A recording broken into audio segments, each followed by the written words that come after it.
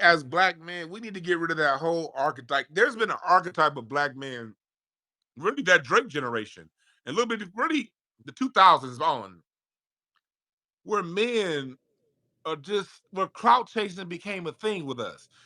In the 90s, you couldn't do that. Like you couldn't if you was seeing we if you in the if you saw Meek Mills running around the 90s, what would they have said? If somebody like a Meek Mill was here on the West Coast, we would have said, "Hey, nigga, get off my dick."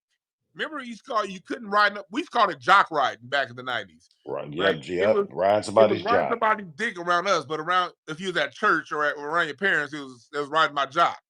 At school, you couldn't ride nobody. Go back, tell these niggas about what that meant back in the day, dog. What? Jock riding, how you couldn't ride a Oh, nigga's jock. you dog. You could get beat up behind that. Like you.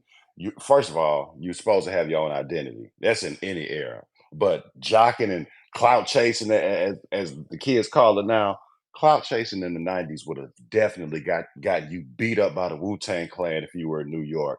You'd have got if you was out on the West Coast, Suge might have checked you. If you was down here, Rap-A-Lot was gonna get in touch with you. You couldn't clout chase. You couldn't do none Nigga, of that. if Now you was in everybody's doing it.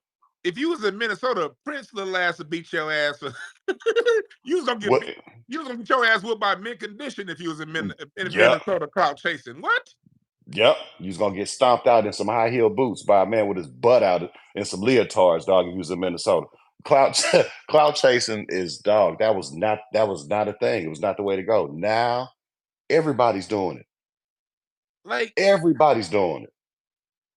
it's like, and you see it, and you see like how art imitate life, life imitate art. Remember, going back to when we first started doing sports and things, you and I would be in that tunnel leaving Clipper games.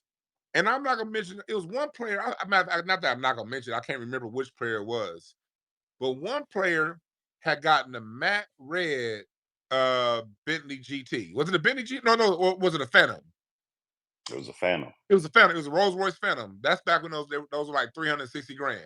One Hmm. player had got a matte red Rolls Royce Phantom, and then literally a week or two later, a different teammate had no, it wasn't. It was like maybe about a month later. Somebody came with a matte blue Rolls Royce Phantom, and they was like, "Yeah, man, you was." And I remember looking like, out of all the money y'all got, out of all the cars that are out there, you gonna get the exact same car this nigga got. The same way a lot of these niggas be trying to go around and get the same exact same woman the other nigga got. The exact that's cloud chasing. That's dick riding. That's jocking. That's all that. Whatever happened to like, I got mine, you got yours. I got my kingdom over here, you got your kingdom over there.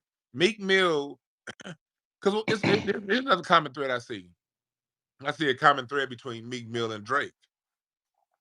You know, Drake is somebody who's always, when it comes to his music, followed the trend. You know, he follows and he kind of clout copies off what somebody else has, but because he has the platform, because he has the microphone and all the access, his gets Hmm. put out there much bigger, louder. Drake straight out bit off Fonte. We can start off by saying Drake, a rapper like Drake couldn't exist in 1996. At all. A rapper like Drake could not. No, no, no. Because on top of that, on top of taking somebody's whole style, bruh, I got to give credit to one of my homegirls. She said that Drake is cosplaying for the diaspora.